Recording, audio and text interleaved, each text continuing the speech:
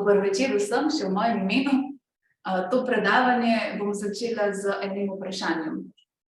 A veste, da so lahko rastline najboljše prijateljice ali pa smrtne sovražnice? Vaš odgovor mora biti ne, drugače pade v vodo celotno moje predavanje. Torej, rastline res so lahko prijateljice ali pa sovražnice. Razlog se skriva v alelopatiji. Kaj alelopatija je, kako poteka, predvsem pa kakšen vpliv ima tudi na naše življenje, vam bom predstavila v tem predavanju. Nazaj k rastlinam pa ljudem. Rastline so precej podobne ljudem. Veste, da ljudje tekmujemo za slavo, uspeh, denar. Rastline po drugi strani tekmujejo za naravne vire. Tekmujejo za sončno svetlobo, vodo, mineralne snovi, prostor med njimi. In tiste rastline, ki so ljudem uspešnejše, zrastejo višje. In dobijo vse naravne vire in potem lahko zrastejo še višje in se razrastejo po nekem prostoru. No, rastline v tem tekmovanju za naravne vire, pa nekatere rastline lahko uporabljajo en tak as iz rokava. Imenuje se alelopatija. To je tako skrivno biokemijsko orožje rastlin. Kaj se dogaja? Alelopatska rastlina v svojo okolico sprosti polno alelopatskih snovi. To so take snovi, ki potem preprečijo rast drugim bližnjim rastlinam. To omogoči potem tej naši alelopatski rastlini, da lahko hitro zraste, zasenči vse ostale, dobi vse naravne vire in se potem razraste po nekem območju. No, to, da rastline v svojo okolico sproščajo določene snovi, ki potem ostanejo v zemlji, tudi če tiste rastline potem ni več v zemlji, so poznali že zelo dolgo časa, že iz antike. Zato se je potem razvilo tudi kolobarjenje.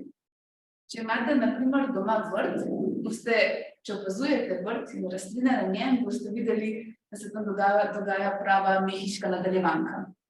Ni namreč vseeno, katere rastline boste posadili v kateri rastlini. No, samo pojem alelopatije je šele opisal v 20. stoletju avstrijski botanik Hans Molisch, ki je definiral alelopatijo kot vsak negativen vpliv ene rastline na drugo rastlino preko sproščenih alelopatskih snovi v okolju. Alelopatija, taka beseda, da si lahko zlomite jezik, je sestavljena iz dveh grških besed. Alelon, kar pomeni drug drugemu, in patos, kar pomeni trpeti. Torej, dobesedno alelopatija pomeni povzročati trpljenje drug drugemu. Še to bi rada opozorila, da alelopatske snovi delujejo res v takih majhnih, nizkih koncentracijah, potem na -10 molarnih. No, na celičnem nivoju pa postanejo stvari še bolj zanimive. Veste, da rastlinski svet, rastline so zgrajene iz celic. To je tako kot nek tak svet v malem. Celice imajo jedro, v katerem je tebi material, torej navodila, kako naj potekajo procesi v celicah. Potem rastlinske celice imajo tudi kloroplasti, kjer poteka fotosinteza, in imajo mitohondrije, torej take tovarne energije, ki zagotavlja, da lahko celica deluje. Hkrati imajo pa rastlinske celice tudi vakuolo, to je pa kot nek tak ogromen bazen, ki lahko deluje kot skladišče ali pa kot smetišče, kamor se odlagajo potem različni, lahko tudi odpadni produkti. No, in te celice, rastlinske celice, delujejo normalno, dokler se kaj ne zalomi, tako kot naše življenje včasih. Ko so rastline izpostavljene stresu iz narave, se lahko potem v celicah dogaja oksidativni stres. Kaj zdaj to pomeni? Študentje ste že precej slišali o oksidativnem stresu na vajah, ampak če vseeno povem še za ostale, ki se mogoče s to besedo srečate prvič. Torej, tam, kjer je prisoten kisik, lahko nastanejo kisikovi radikali, reaktivni kisikovi radikali. Te delujejo tako, kot na primer, če si predstavljate na nekem nogometnem stadionu, kjer lahko vsi lepo navijajo, poslušajo, nekateri huligani pa začnejo delati nemir. In to so zdaj ti naši reaktivni kisikovi radikali. In kaj se zgodi? Te radikali poškodujejo ostale strukture v celicah. In ker jih poškodujejo, ne morejo več normalno delovati te ostale strukture. No, in rastlina, oziroma celice, rastlinske celice imajo obrambo, to so antioksidanti. Te delujejo kot kakšni redarji ali pa policaji. Kaj naredijo? Roparju odvzamejo pištolo, da potem ni več nevaren. Ali ga pa pač tistega razgrajača uklenejo in odpeljejo stran. No, to delajo potem antioksidanti v rastlinskih celicah. Včasih, če je teh reaktivnih kisikovih zvrsti preveč, ali pa na primer, če je pač preveč nekih huliganov, potem lahko ta varnostni sistem ne deluje več dobro. Takrat se potem v celicah začne dogajati naslednji proces, ki se imenuje pa programirana celična smrt.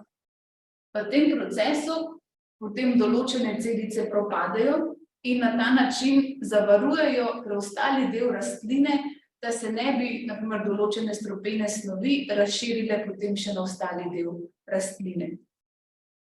Če se vrnem nazaj na ekološki nivo, alelopatija ni prisotna samo na domačem vrtu, ampak tudi pri invazivnih rastlinah. Ker se tu večinoma biologi, zagotovo ste že slišali o invazivnih rastlinah, torej to so tiste rastline, ki so prišle iz nekega drugega kraja, lahko tudi iz drugega kontinenta in potem na novem območju povzročajo precej škode. Predvsem tako, da se razrastejo in potem preprečijo rast domačim vrstam. No, med invazivne rastline na primer spada ambrozija, pri kateri je cvetni prah precej alergen, potem kakšna akacija, potem na primer žlezdava ne dotika, zlata rozga in tudi dresnikov. Tule, ko sem prišla na obalo, sem ugotovila, da dresnikov večinoma ni, saj ne najbolj invazivnih, so pa predvsem drugod po Sloveniji zelo prisotni. Torej, dresnik prihaja iz Azije in se je v preteklih stoletjih zelo močno razširil v Evropi in v Severni Ameriki. Kaj dresnik naredi? Iz takega centimetrskega koščka, enega grama korenike, lahko zraste večmetrski sestoj. Problem je predvsem v tem, da dresnik se na primer razširja tako, da ko gradijo neko cesto, most ali pa kakšno drug objekt, če pripeljejo gradbeni material, na primer zemljo, kamenje od drugod, in da so vmes koščki dresnika, se potem na ta način dresnik prenese na novo rastišče in tam res lahko tudi v enem tednu zraste ogromno sestoj. No, poleg pač tega, da se zelo hitro širi na tak vegetativen način, pa ima tudi alelopatijo.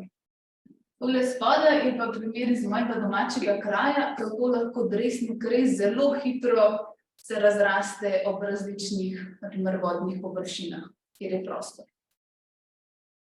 No, v Sloveniji sta najbolj problematična japonski dresnik. Predstavljam, da ste ga res že videli, samo mogoče niste videli, da gre za japonski dresnik. Tole je ta rastlina. Dresnik je res taka trdovratna rastlinska vrsta, ki preživi praktično vse, samo če ga utrgaš, pa potem želiš prikazati na predstavitvi, pa uveni.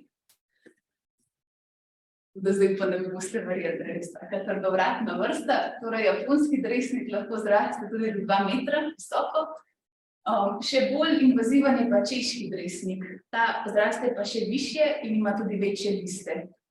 Tale X pomeni, da je to križanec. Češki dresnik je križanec med japonskim dresnikom in še sahalinskim dresnikom. Tudi sahalinski dresnik je prisoten v Sloveniji, ampak v manjšem obsegu. Tako da japonski in češki dresnik. No, najbrž veste, da v življenju se tiste najlepše stvari ponavadi zgodijo na skrivnem, pa tudi kakšne najbolj grozne stvari. In pri rastlinah je podobno. Te njihovi atributi, torej alelopatske spojine, so ponavadi shranjene pod zemljo v korenikah.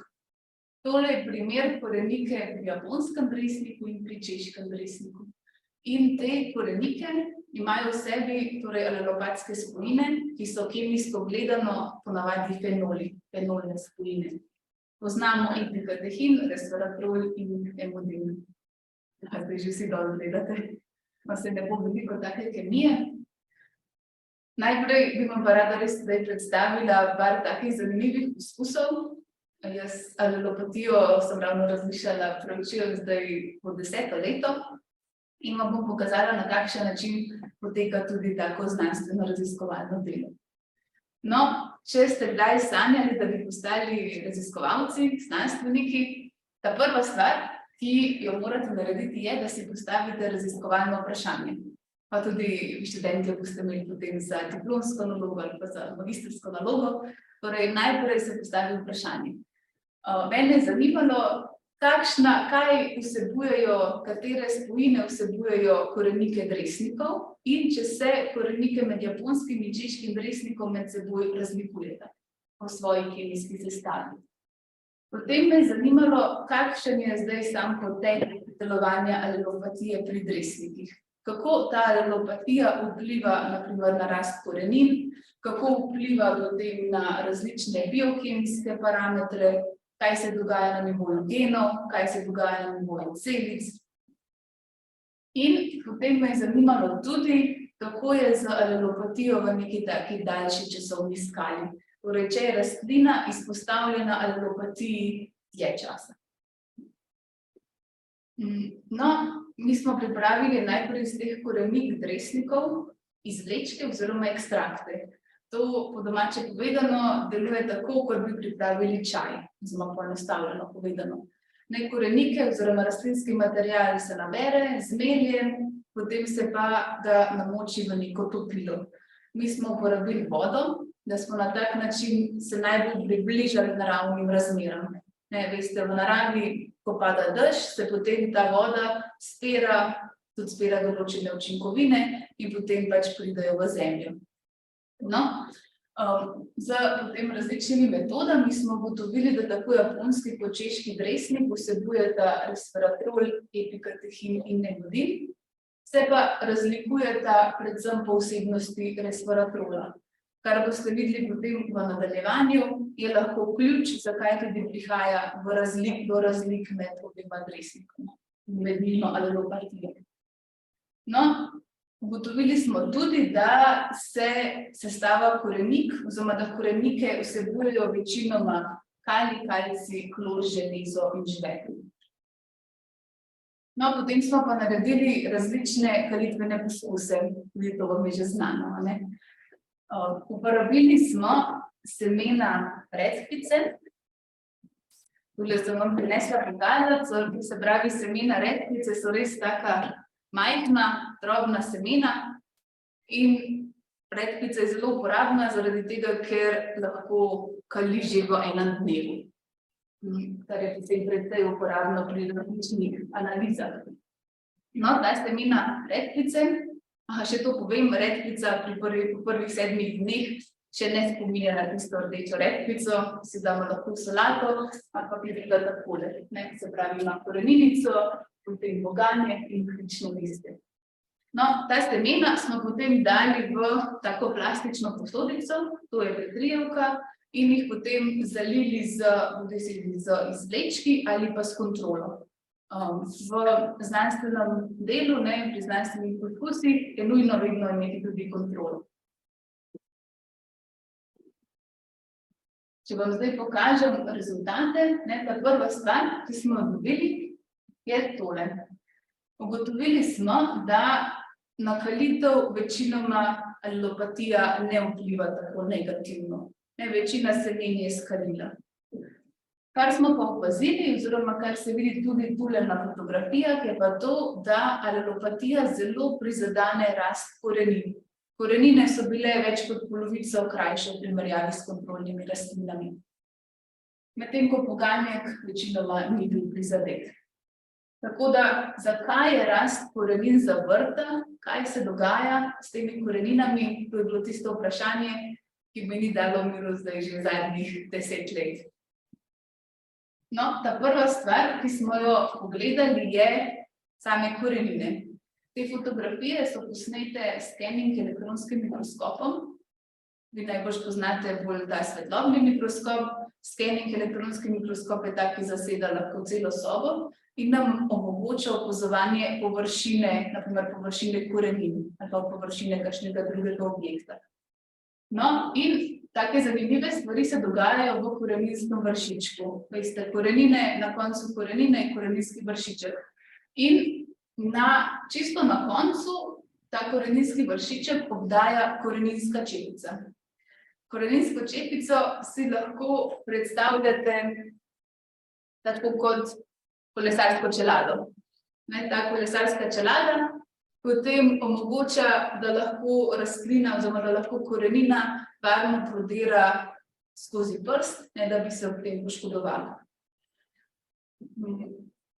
Medtem ko alelopatija pri dresnikih pa vpliva prav na to koreninsko čepico, na to kolesarsko čelado.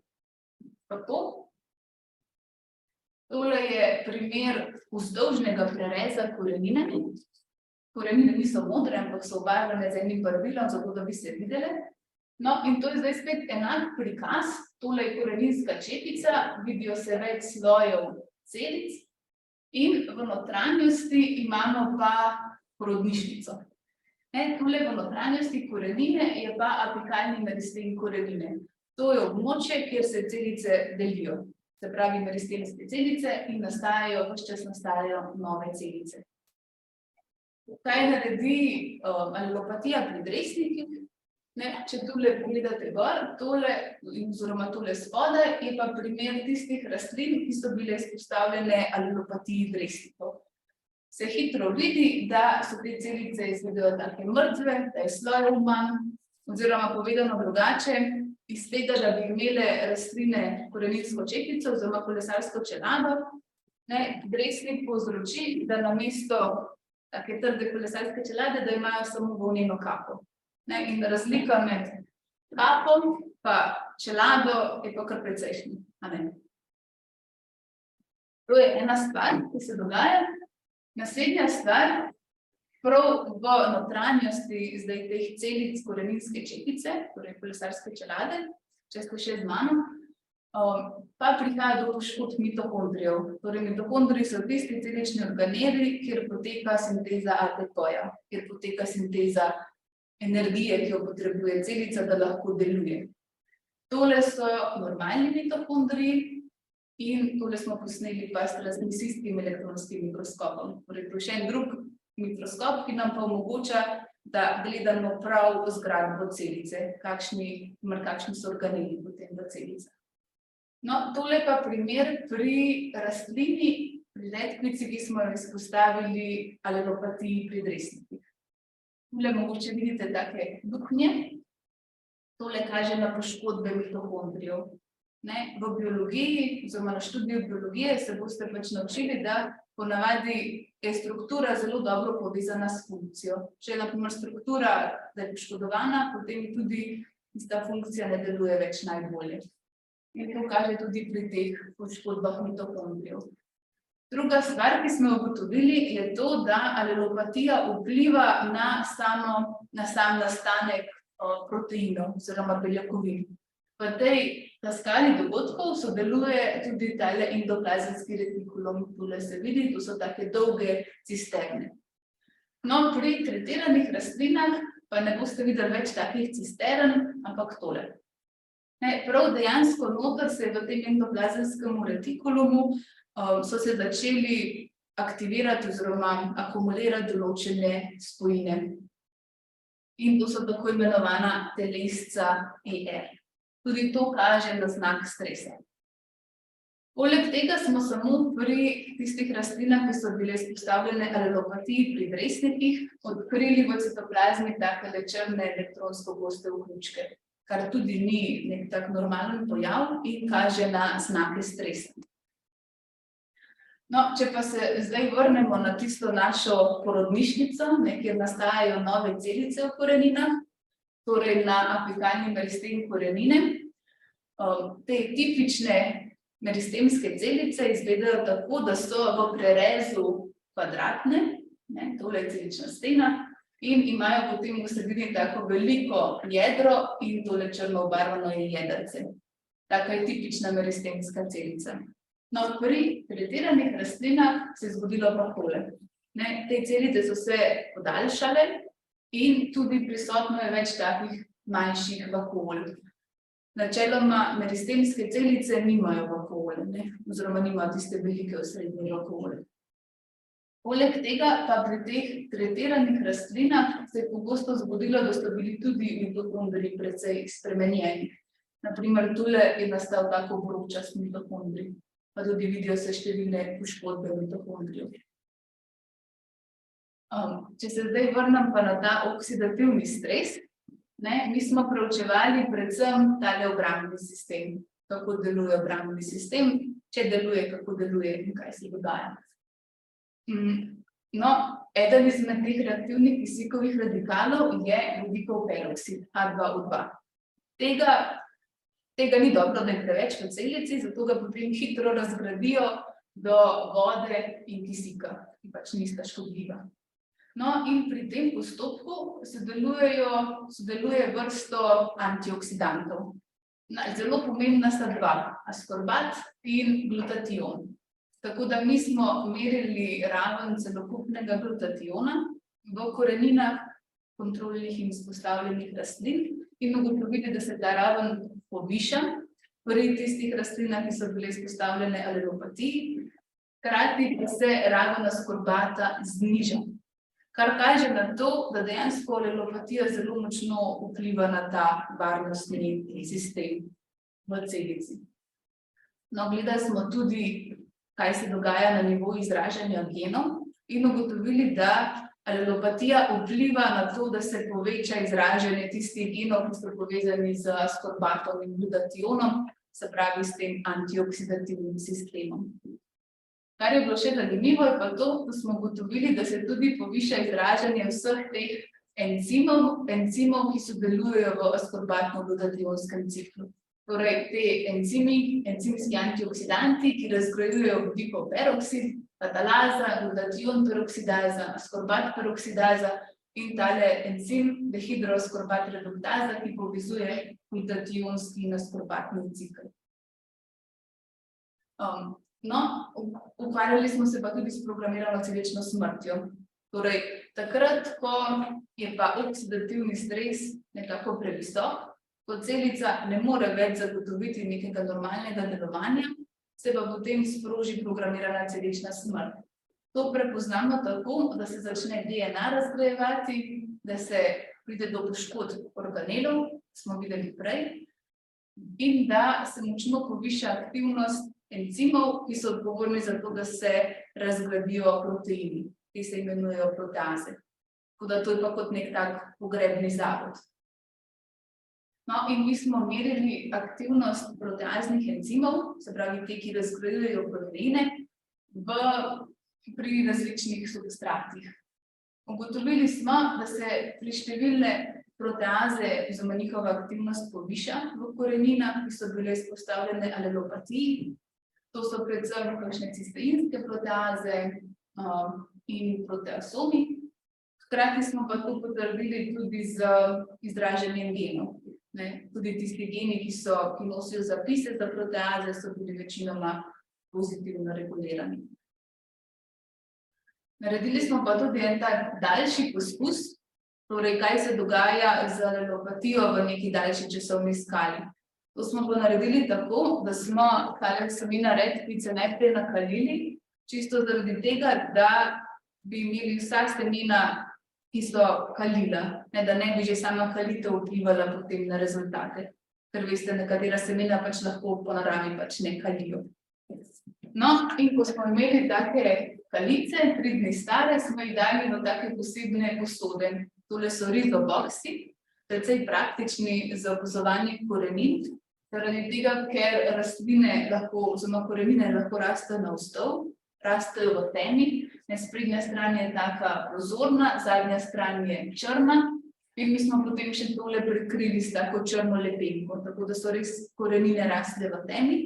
Hkrati smo pa lahko, ne da bi korenine poškodovali, potem dnevno spremljali dolžino korenin in jih potem skenirali. No, kar smo ugotovili, nekako potem po 1 mesecu, je to, da pač pri kontroli so rastline super rasle, dejansko lahko vidite že tele rdeče redkvice.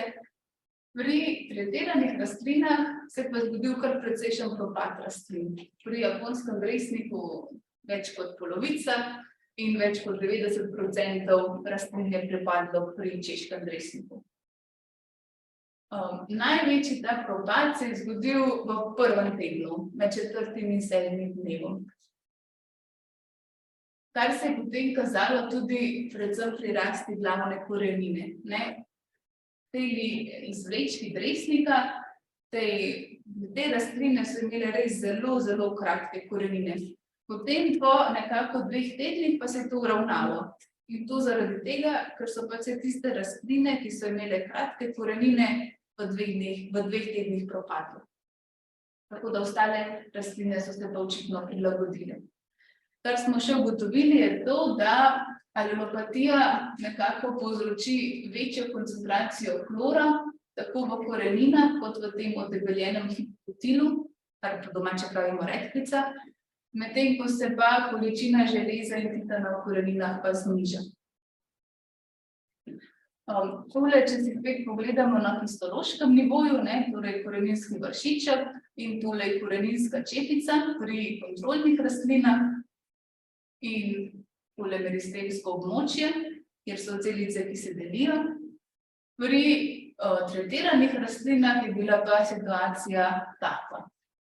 Torej vidite, precej celic je v koreninski čepici je propadlo in tudi to območje meristema je praktično neprepoznavno.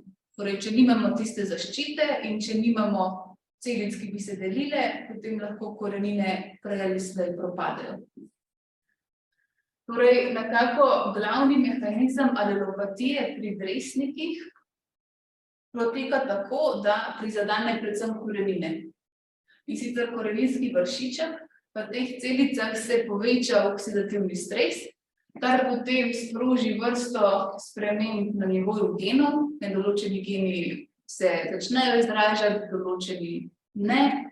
To potem vodi do spremembe ultrastrukture, na primer poškodb mitohondrijev, spremembe na nivoju membran in drugih celičnih struktur in hkrati se lahko aktivirajo tudi proteaze.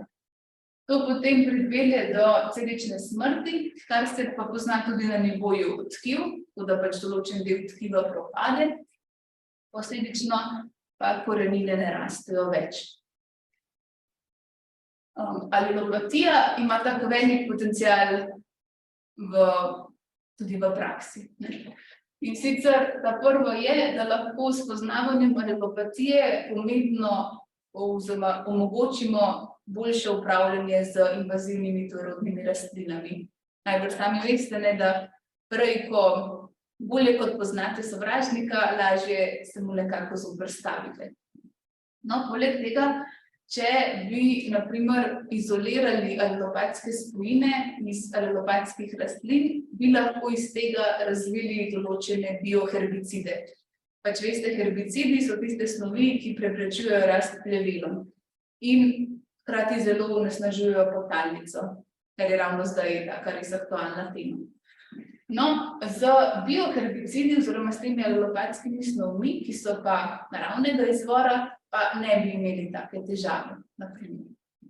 Še bolj elegantna rešitev se mi zdijo pa alelopatske poljščine. To je pa rešitev za vse, ki nikoli v življenju ne bi več radi tleli. Kako se to zgodi? Predstavljajte si, da posadite tako rastlino na svoj vrt, ki po eni strani zavre rast plevela, po drugi strani pa ne škoduje tistim rastlinam, ki jih želite gojiti. Idealno, ne? Še bolj idealno bi bilo, da bi imeli tako rastlino, ki je že sama po sebi alelopatska in hkrati bi lahko, na primer, njene plodove ali kakšne druge rastlinske dele uporabljali potem, na primer, za hrano. Torej, da bi sama se znebila vseh plevelov. To zveni skoraj preveč idealno, ne? Ja, preveč idealno, da bi bilo res, kajti v naravi je tako, da imajo tudi pleveli lahko alelopatijo.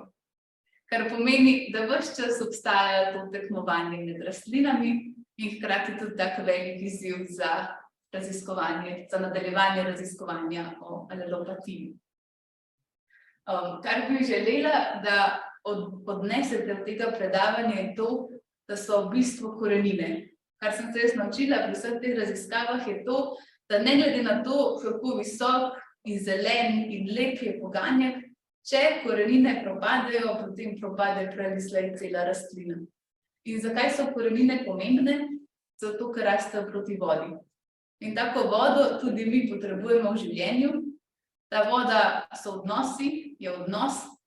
Tako da sem res vesela, hvaležna za vse ljudi, prijatelje, kolege, sodelavce, ki me spremljate na tej raziskovalni poti. Predvsem bi se rada zahvalila vsem sodelavcem, vsem bivšim sodelavcem iz Biotehniške fakultete, iz oddelka za biologijo in svoji bivši mentorici, Jasni Dolenc-Koce. Omenila bi tudi vse sodelavce iz Univerze v Gradcu, ki so me naučili zelo veliko o oksidativnem stresu, in Nado Žnidaršič, s katero sva skupaj delali elektronsko mikroskopijo, in pač res vsem ostalim, ki so tudi pripomogli k odkrivanju skrivnosti alelopatije.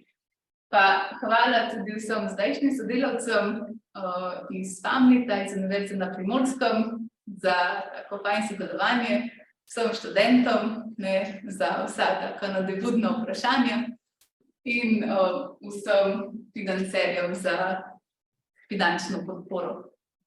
Tako da, če vas slučajno zanima še kaj o alelopatiji pri dresnikih, vabljeni, da si preberete še malo bolj strokovno. Tule so zbrani članki, ki smo jih objavili o alelopatiji pri dresnikih, tako da, če koga še bolj zanima, povabljen, da si prebere. Če vas pa slučajno zanima malo bolj taka poljudna znanost, pa vabljeni, da pogledate v reviji Ognjišče, kjer pripravljam rubriko znanstvene skrivnosti, tako da tam ne pišem samo o rastlinah, ampak tudi o vseh ostalih skrivnostih iz sveta narave, tako da bi res videli, kako je biologija ena taka zelo zanimiva veda. Ja, zdaj pa za vse tiste, ki ste v živo, dobrodošli, da postavite kakšno vprašanje. Tisti, ki ste pa prek spleta ali pa slučajno ste bolj sramežljivi, mi lahko pa tudi pišete na tale mail, tako da vam potem z veseljem odgovorim. Tako da hvala za pozornost, pa ne pozabite, da so res bistvo korenine.